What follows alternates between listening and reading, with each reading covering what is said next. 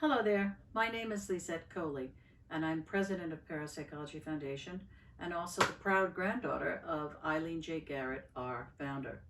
Eileen Garrett, and I'll refer to her as Garrett, was a famous trance medium, entrepreneur, author, and a very interesting character.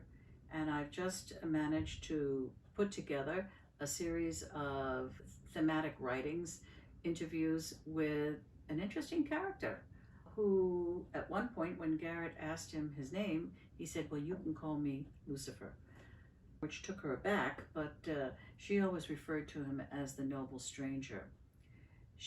Her life is somewhat of an open book with many autobiographies and a biography by Alan Angoff. Eileen Garrett had no reticence in sharing her life story with researchers and journalists, as she really was very ambivalent about the source of her gifts, and she really wanted to know how she could bring forth the information that she did. And she was never totally sure that she was speaking to the world of spirits, whether that was something from within, possibly telepathy, or was she really in touch with the great beyond. So it's interesting that within research and literature, she never really spoke about the noble stranger, these interludes, and kept that somewhat very close to an intimate group of people and the immediate family. I, however, was pressed into service along with my mother, Eileen Coly, our second president, in transcribing the interviews that she had with Lucifer, or let's call him the noble stranger. She would write them down in yellow legal paper and pass them over to my mother and I, hot off the press, as it were, to memorialize. Those were typed up, they were put into a gigantic file, and that's where they sat for many, many years, Garrett dying in 1970. But I managed to find the file, and I thought, reading through it, that it's particularly interesting. So I managed to put the manuscript together and write a lengthy foreword, and here you have Call Me Lucifer, Dialogues with a Noble Stranger, published by Afterworlds Press. And I'm very thankful to them, who also seemed to feel that the materials that I had unearthed were useful for mankind, humankind. And to that extent, they're also going to be bringing back an autobiography of Garrett's. It wasn't published in the States, My Life as a Search for the Meaning of Mediumship. So you might want to make a note of that if you're somewhat interested as to who was Eileen Garrett and what was she doing with Lucifer. So I think at this point it would be helpful if I read from Garrett's own words as to her take on what was going on with these conversations. Although I'll read a little bit from the foreword that I wrote to sort of place the manuscript. In the first part of this book, Garrett describes her initial encounters with Lucifer, traces her history with them, and recounts their numerous conversations. Characteristically, she also interrogates her own reactions to the encounters, delving into her own psychology in relation to them, and even questions the nature of the noble stranger's existence or non-existence. How long she worked on the manuscript and for what purpose remains unknown. Yet another mystery surrounding Lucifer may be found in interviews between the American depth psychologist Ira Progoff and Garrett's first control, Uvani. With Garrett under trance, Progoff asked Uvani for more information about Lucifer, who would come to Garrett, as she wrote, while she was awake, while she walks by the sea, who stands beside her, over her shoulder, or in front of her. He was the one, she said, with whom she argues, and who argues with her, and who speaks with her about her confusions, as Progoff portrayed it.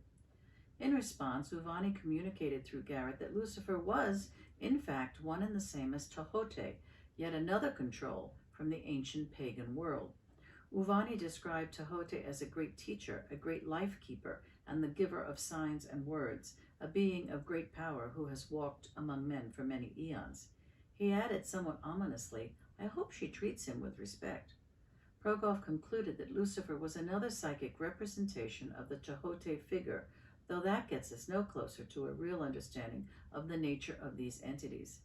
By the way, I might interject that Uvani was her one of two primary controls, that if you had a sitting with her, he would appear first, not appear, but he would come to the fore, and he was acting as the gatekeeper, and you would state your purpose, and he would go about trying to find someone who could help you with the information that you were looking for.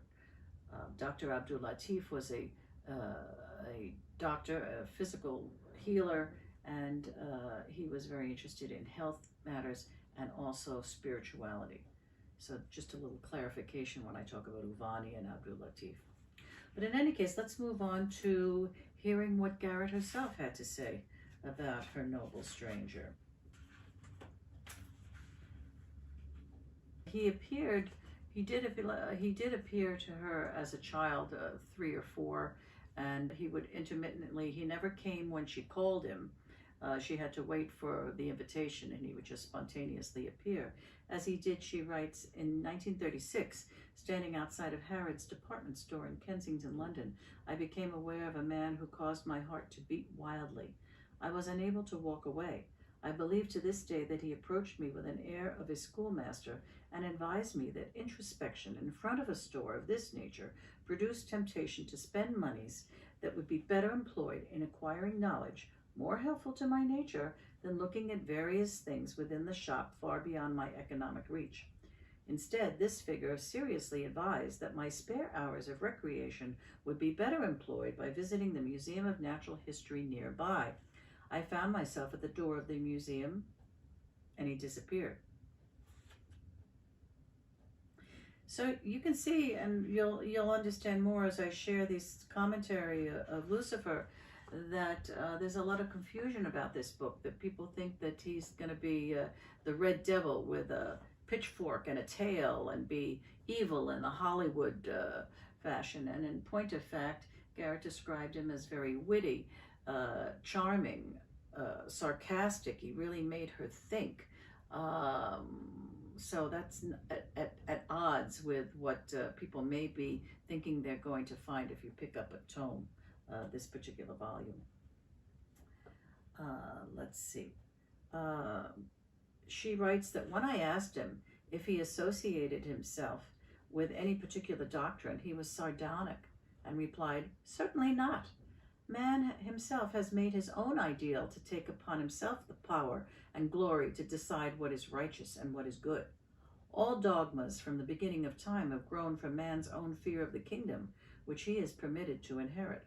These dogmas speak of love, but they rarely contain anything that is truly charitable. His speeches are curiously and beautifully molded. There's neither good nor evil in his pronouncements, nor does he seek to make clear that good and evil are opposites.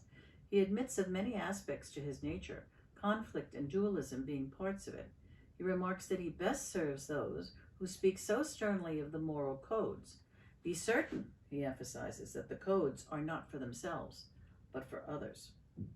He rarely speaks of love as such, but remarks that man is inherently on a long journey which goes far beyond his present lifespan, that the substance of his mind and will must be tempted many times, so it's useless, he says, to speak of good and evil as though they were opposites. What is good for one may not be so good for one's neighbor. Man is better off by living from within and finding his own way without rites, invocations, or in the need of power. If man says that this is not so, it stems from the hypocrisy which is deep in the nature of man's thinking. I asked after this statement, do you claim any particular group to have given you to this world? To which he replied, if you mean the Jewish or Christian, Assyrian, Roman, or Etruscan, the answer is no. Each generation has need of me. The act of getting into contact with a great vital force is not part of man's heritage yet. I asked him at this point, do you appear in the days when men were unable to use the written word? He said, long before, for man has always hieroglyphics by which to confuse their enemies. The appearance of the artistic or written word are the hieroglyphs which man used for centuries. They were of themselves arts which concealed the true meaning from the untutored.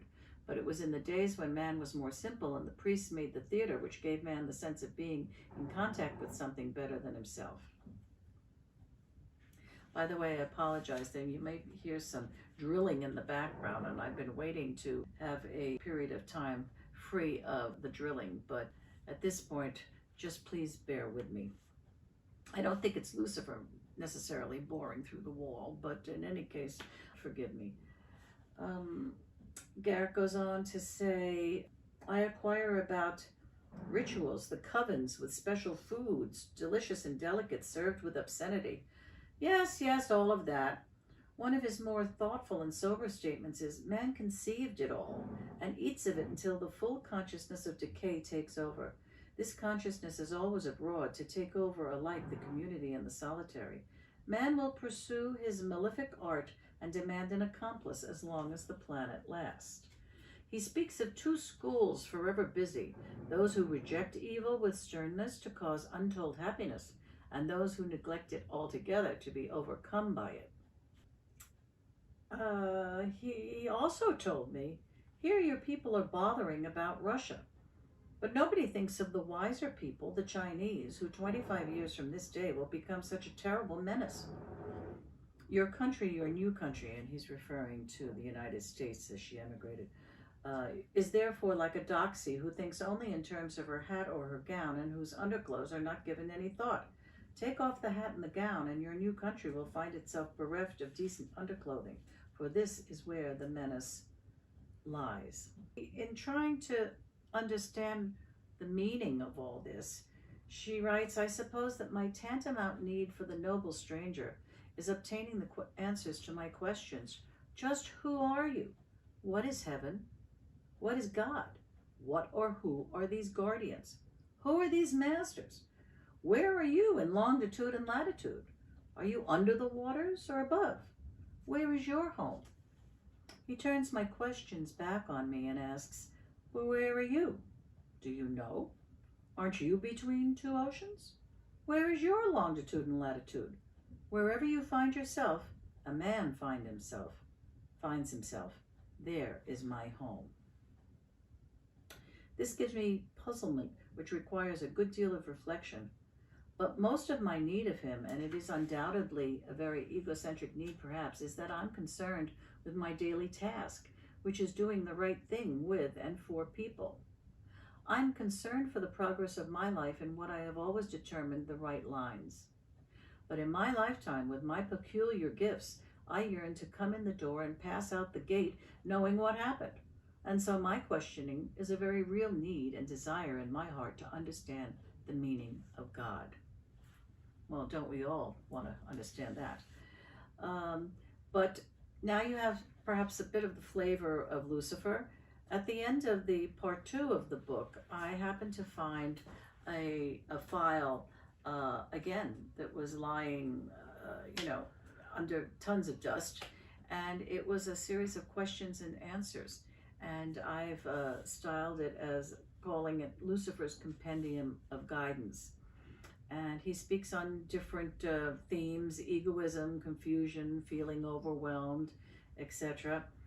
And in one point of fact, there's one that speaks very strongly to me, entitled On Forgetting the Past.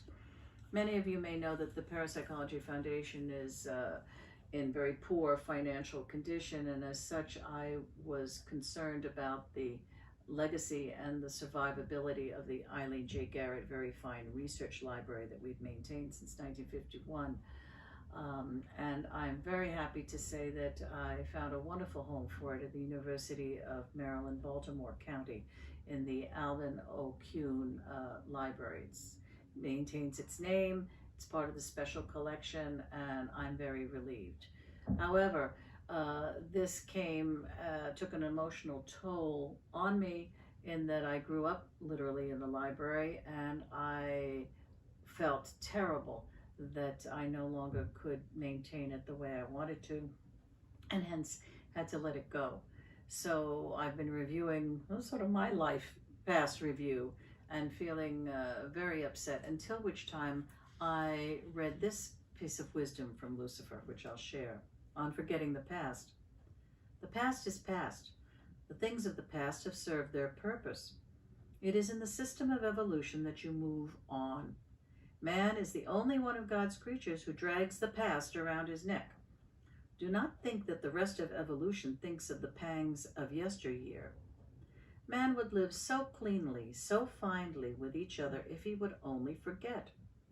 If you could only ever manage to stop talking of what your fathers did and what your forefathers did and take the good time to make good in the moment, then there would not be the necessity today, the insecurity basis, which you will have to meet a little later. The past has been important. It has been useful. Throw the echoes of the past out into the universe with the greatest kindliness. Let them be useful to somebody else. They are the frills of yesteryear. So that speaks to me, and I think that there'll be other things that perhaps you might resonate too. So do try and pick up a copy of Call Me Lucifer. It's available in bookstores, Amazon, Afterworlds Press. My editor, Dr. Gregory Shushan, should be thanked profusely, which I do herewith. And tell me what you think. Call Me Lucifer, Dialogues with a Noble Stranger. Thank you for your attention.